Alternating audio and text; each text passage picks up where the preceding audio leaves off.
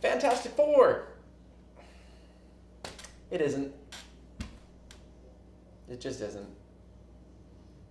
I mean, I gotta level with you. I haven't been this disappointed in a comic book movie in a while. I mean, I think Marvel is kind of just spoiling all this a little bit, you know? Like, they've just been hitting it out of the fucking park, movie after movie. I mean, for God's sakes, I saw Ant-Man twice in one day. I did that thing where, like, I only saw the first post-credit sequence. I didn't realize there was a second one, and it was bothering me so much that I actually went back and saw the movie again, this time in 3D. And you can judge me, whatever. I don't have to impress you. But, point being, like, that's a really good comic book movie. And this is just... Ugh. I think the thing that bothers me the most about this Fantastic Four reboot is the fact that, honestly, for the first, like, 45 minutes, I'm actually on board. Like, I'm actually kind of digging it. There's some things that are bothering me, but I'm digging it. And then it's like the Quaaludes kicked in, and all of a sudden, just bam! It's like nosedive. So Josh Trank helped write and directed this Fantastic Four reboot. And I mean, anybody who follows the industry has heard some rumblings that things were not that great behind the scenes. I mean, this is really like a journeyman film. Like, this is only like his, I think, second or third like big thing. And, you know, they're giving him the keys to this franchise, and it's like, I mean, I like Chronicle. I enjoyed Chronicle for what it was. You know, Max Landis is definitely a divisive figure. Trust me, I know. But I thought it was interesting. I didn't think that the gimmick was that bad. I actually kind of, it was just different. I dug it. It almost seems like a no-brainer, because it's like, oh, like, young people's superpowers. Like, yeah, that worked so well. Let's give him this established thing. And it just didn't work. So a lot of the things they've been talking about with this movie is like, oh, like, you know, they're going super, like, they're going hardcore with it. They're going gritty because that's worked out so well with all of these films, so it must work out with this property too. And, I mean, it's hard to say whether or not the gritty approach works better, because, like, the Fantastic Four is kind of like an inherently goofy thing. I mean, for Christ's sake, you have a giant orange rock monster.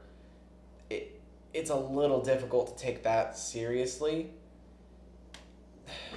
But I guess the lesson that they took away from the last two films was like, hey, like, goofy and lighthearted doesn't work, so let's make it gritty and realistic and blah, blah, blah, blah, blah, blah, you know, depressing. Whoop, whoop. So one of the things they were, like, throwing around also was these comparisons to Cronenberg, and, you know, the term body horror was thrown around quite a bit. And it's kind of funny watching the movie. The similarities to The Fly are really there, right down to the fact that it's a teleporting accident that does all this to them. And I think that's an interesting take. I understand that not everybody's into that idea. It maybe goes a little bit against about what Fantastic Four is. But for, you know, just for the sake of giving it a shot, like, I think it's at least interesting to take that approach to these characters. You know, a terrible accident happens, all of a sudden their bodies are changing in ways that they were not prepared for, and, you know, that's a scary thing, to not know what is happening to your body. And if the film actually focused on that, it would have been interesting. You get two scenes. Two. It has been mentioned in so many goddamn interviews, and I've read it in so many fucking articles, that you would think that the whole goddamn movie was about that. But no. Two scenes. Immediately after the accident, and then the scene preceding that. And right after that scene ends is where they lose me. Because they decide it's a good idea to jump forward a year. You know when you saw Wolverine Origins and the opening credits shows him going from like a young boy and he's growing up and he's fighting all these wars, and then you have that really just awful realization that, my God, they took what is probably the most interesting part of this entire fucking movie and they condensed it into the credits. Picture that, but not getting to see any of it. Them coming to terms with their powers, them dealing with the body horror elements, them learning how to control their powers, the thing being used as a military weapon, everybody agreeing that, like, all of this really interesting stuff is not shown. The fuck? The fuck? What you do get is a conflict that is both introduced and resolved within the last 20 minutes of the film. I was sitting watching the final fight thinking, now, surely this can't be it. I mean, the movie can't be paced so good that, like, it flew by like that. Like, there's gotta be more after this. And then, spoiler alert, they kill Dr. Doom, and it's like, but wait a minute. What about the scene in the trailer where he's hanging onto like the stealth plane, and then they drop him over what looked like some type of military base or something, and like the thing explodes? It's not in the movie.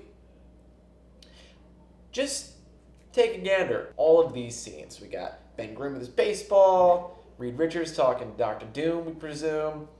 Friggin' that entire fight, not in the movie. There's one thing worse than when a trailer shows you the final shot of the film.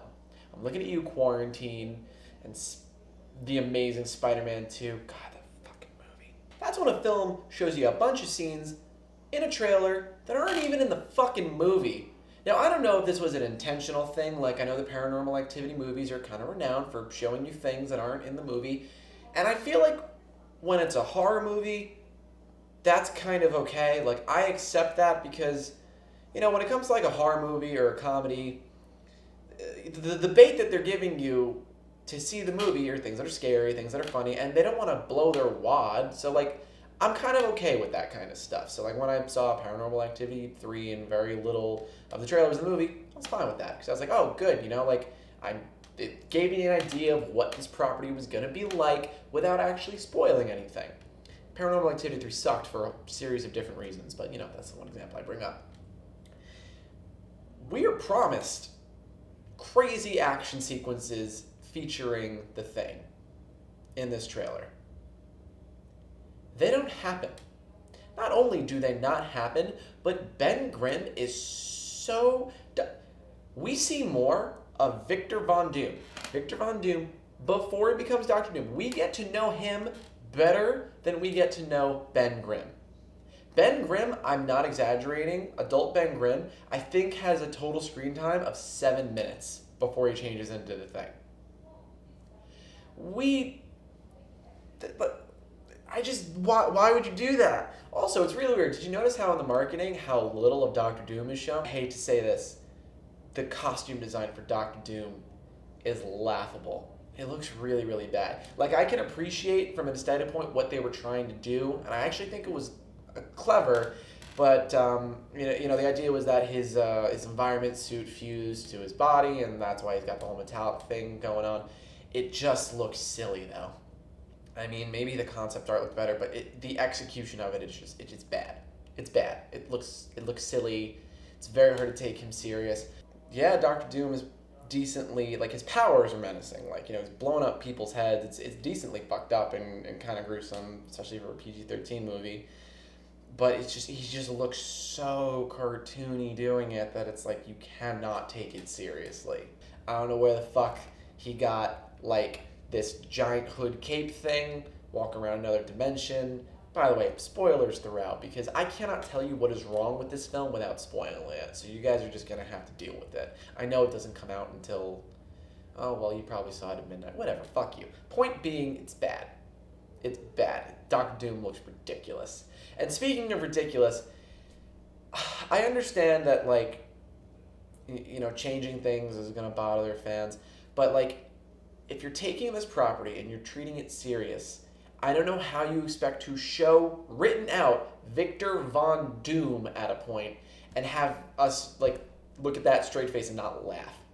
Like, for God's sakes, even if I would have been okay if they kept, like, the pronunciation but maybe altered the spelling just a little bit, like, I don't know, put in, like, a fucking H or something, I don't know, just anything. It just looks so doofy. And, you know, people are all pissed off, like, oh, he's just a hacker, blah, blah, blah, blah. I'm like, that's honestly not bad. Like I said, the first 45 minutes are good. You know what? I've been trashing this thing. Let me reel it back. Let me say what's good about the film. Okay. A lot of the visual effects are pretty solid, with the exception of Dr. Doom. He looks silly. But I think the Thing looks good. I've got to be honest, I'm a little bit uncomfortable with him not wearing pants because he doesn't, because he's historically wore pants and he doesn't have pants, and I don't know, like, you should, like, there's no dick. I don't know, it's just weird. It's just off-putting because he's always been portrayed with pants, neither here nor there. So the Thing does look great, even if we're not really established, like even if we don't really get to know Ben Grimm that well, at least the Thing looks cool. I actually really liked Miles Teller as Reed Richards, which probably not the most popular opinion. I know a lot of people kind of think he's a douche, but I liked him. I think he was very authentic and kind of quirky and nerdy. Sue Storm isn't really given all that much to do in the film, especially in the second half. I really like. Okay, so remember how everyone was pooping their pants because, oh my god, they made the Human Torch black. He can't do that. Those people are stupid. But here's the thing. There's a little bit of validity to people being not upset, but just curious about him being black. The only reason I say that, there's nothing about the character of the Human Torch that dictates what his race is. But at the end of the day, Sue Storm is his sister. So if their races don't match, then it's something that kind of has to be addressed. And they address it in the best way possible. And what I like that they did was they made her the adopted one. So I think that was a smart move because I feel like a lot of people just go to, oh, well, we're changing him to black, so just make him the adopted one. And I don't know. I don't like the idea that white is supposed to be the norm, so, you know, if this character is black, then he's the one who has to be adopted. Like, spoiler alert, it goes the other way sometimes, you know. Black people do adopt white kids. Shit happens. Google stuff. But I really like Michael B. Jordan in the role. I mean, the main cast is pretty decent. Like, even Victor Von Doom, like, he's a little bit goofy, especially when he's wearing the wig at first, and he spent the time to make his blinds controlled by his computer, which is just, I don't know, you're some kind of computer genius, and the thing that you do is you hook your blinds up to your laptop so you can forcibly shut your blinds when somebody comes in offering you a job and opens them so you don't have to see the sunlight, but you're very, whatever. When they kill Sue and Johnny's dad, too, it's just goofy. Like, it seems unearned.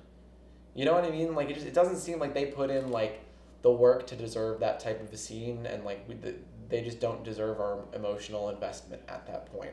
But you know, they lose me once they jump forward a year and they skip over everything interesting. And my god, the amount of like fan servicey lines, wink at the camera are bad. I mean, for Christ's sake, like, we established that Ben Grimm's, you know, the things, it's clobbering time line came from his brother abusing him, beating the shit out of him. Like, that's what he would say to him. It was like, that's kind of morbid. I almost preferred him getting it from the action figure, which didn't make any sense. But, you know, it's not, like, sad, at least. So all in all, my thoughts are, there's a good movie in there somewhere. All you have to do is, like, cut it right before they jump forward a year and completely jump the gun and just film a whole new thing and drop a couple more scenes of Ben Grimm as like an adult in there before he gets changed into the Thing, because like you just don't get to know him all that well, so you don't really care all that much when he gets changed. It just kills me because there are good ideas here, and they're either barely touched upon or just not explored at all. Like, for God's sakes, like the idea of them being forced to work for the military, like all of Ben Grimm's like big fight, you know, the Thing, he's fighting all these bad guys and he's throwing tanks. You see them on a fucking TV screen in the movie. Like, you don't even get to see any of that. There's one fight scene in this movie. One. In the last 20 minutes.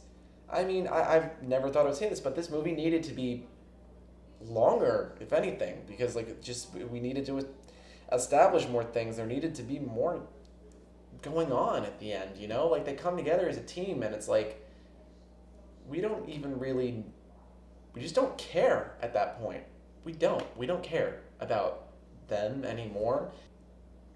It's just crazy, because like I cannot really think of another movie that like started off this promising and then just took such a hard left into just clusterfuck town. Like that's all I can really say. I mean, good ideas, pretty good casting, good for the most part costume design and effects, and then just like